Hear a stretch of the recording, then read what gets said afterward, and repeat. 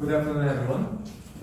My presentation is titled A United Front of Smaller Asian Neighbors Disputing China's Historical Expansionism.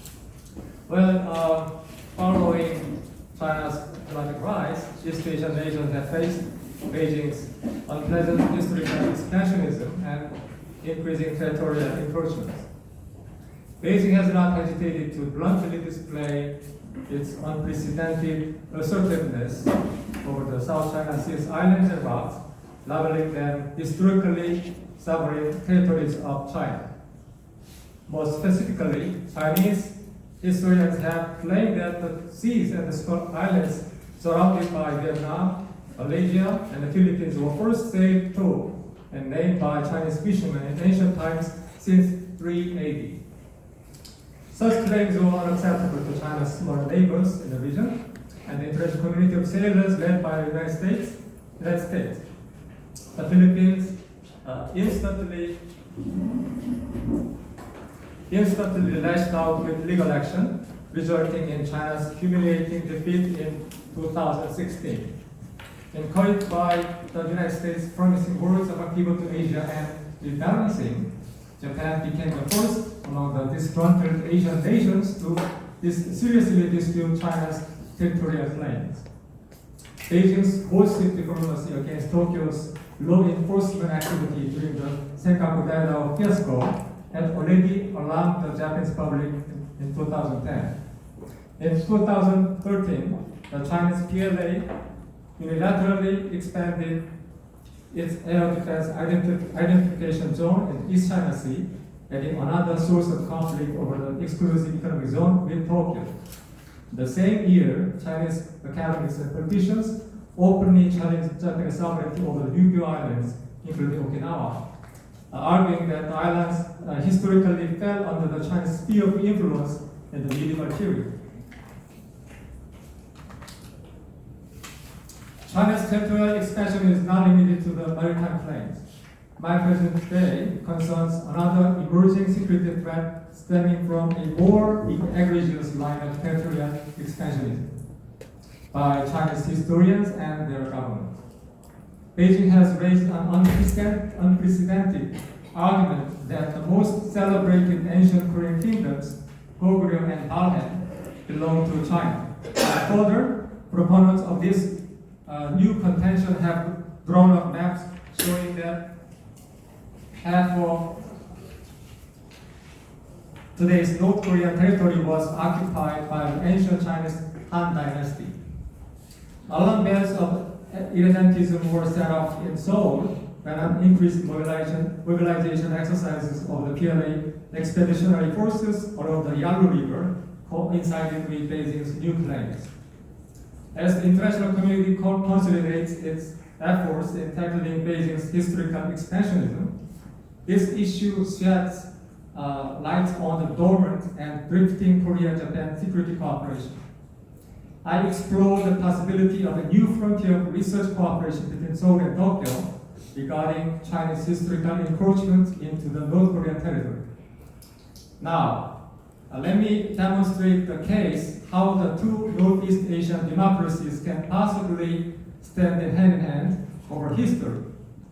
It is possible because the North Korean territory, if it fell under the PLA's control in the event of sudden change inside Pyongyang, poses great security challenge for Japan. The PLA naval forces, including submarines, will home port Cheongjin, somewhere here, Wonsan, somewhere here, and Najin, somewhere here. The eastern coastal ports of North Korea. It will open a possibility of amphibious and airborne landing operations on Japan's long coastal lines of defense. Combined with a short-range precision-guided missiles deployed in North Korea, this area, U.S.-Japan allied air-sea battle multi-domain capabilities will be effectively denied in the East Sea.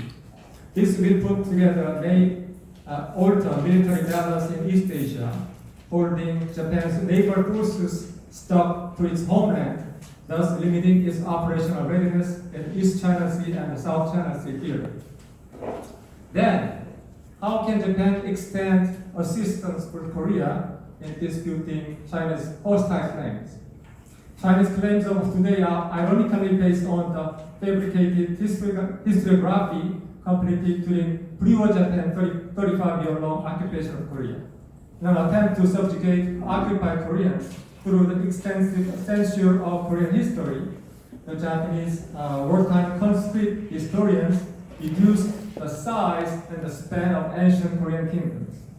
Nationalist historians in Seoul say Japan tried every effort to dissuade and weaken Korean nationalism, including denial of the glorious part of Korean history.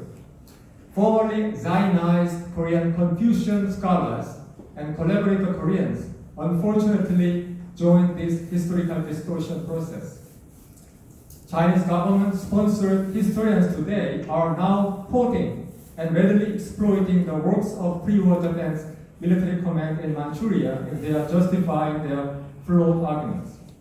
Ironically, those Japanese historians who were blindly playing propagandists for their government unintentionally undermine the security interests of today's Japan. In that regard, correcting the Imperial Japan's distortion of Korean ancient history serves the national security of Japan and thus is an easy task that Seoul and Tokyo can tackle together, especially since the two democracies' strategic interests regarding China align. The following can be a path toward the peacemaking and the confidence building process through bilateral history study between South Korea and Japan. As a sign of its commitment to the strategic academic cooperation between Seoul and Tokyo, Japan's Ministry of Education and Science can disclose and share with Korean scholars and research guidelines, research notes, and history materials which were used in the fabrication process during the occupation. Sharing reports produced by the Guangdong Army in Thailand and the South Manchurian Railway Company's Investigation Center that are preserved in the Military History Library of the National Institute of Defense Studies will be also helpful. This small gesture of goodwill, a mutually winning measure, can sow the seeds of a mutual trust between Korea and Japan. Korea-Japan academic cooperation can expand to include North Korean historians through international conferences, focusing on those contentious claims. Scholars from Mongolia, Vietnam, Taiwan, Indonesia, and Russia can also contribute with unexplored historical materials and recent archaeological discoveries. And one of our co-authors in archaeology is over there. The bilateral ties between Seoul and Tokyo keep floundering despite the much more significant mutual interest of the two nations. Correction of the distorted historical narrative through academic cooperation can lead to the rebound from the all-time love relations between Seoul and Tokyo. If the distrust of Japan erodes among Koreans following Tokyo's gesture of goodwill and research support, the Korean public's confidence in Japan will grow, especially regarding Japan's constructive role in balancing against the rising China. In turn, hypersensitive Korean civic organizations can overcome their lingering suspicions of Japan's militarism. Based on the newfound mutual confidence, Seoul and Tokyo thus can reach an agreement on broader strategic issues as well. Ready to finish here or 30 more seconds? Okay. 30 more? Now. A minute. 1 minute. Countered by robust resistance from both Korea and Japan, China would no longer be able to support its brazen distortion of history, especially in the face of scientific, objective, and evidence-based counter-arguments jointly presented by Seoul and Tokyo. Benefits from Korea-Japan academic cooperation can extend to China. Seoul can offer Beijing a face-saving exit from the ancient history issue. The ongoing wave of apparent academic misconduct from Beijing, born out of political calculation, will soon recede and fade into history as a trivial episode involving a few ill-trained, disillusioned historians. Thank you.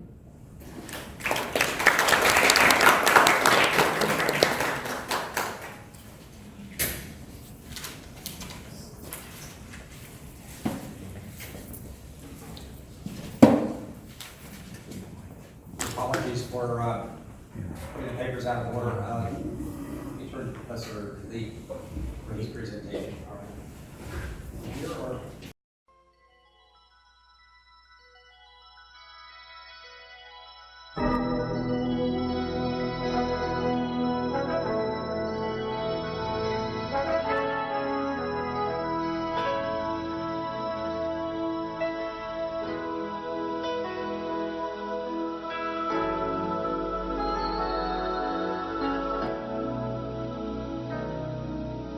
there comes a time when we heed a certain call, when the world must come together as one.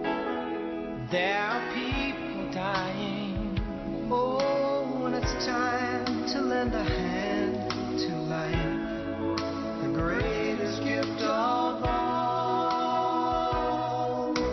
We can't go on pretending day by day that someone somewhere will soon make a change.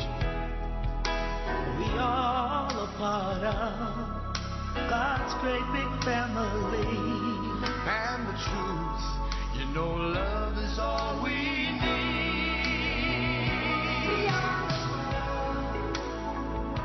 We are the children. We are the ones who make a brighter day. So let's start giving. There's a choice we're making.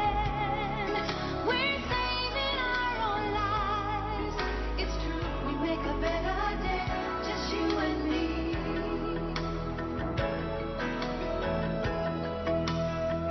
Well, send them your heart so they know that someone cares, and their lives will be stronger and free, as God has shown us by turning stone to bread. And so we all must lend a helping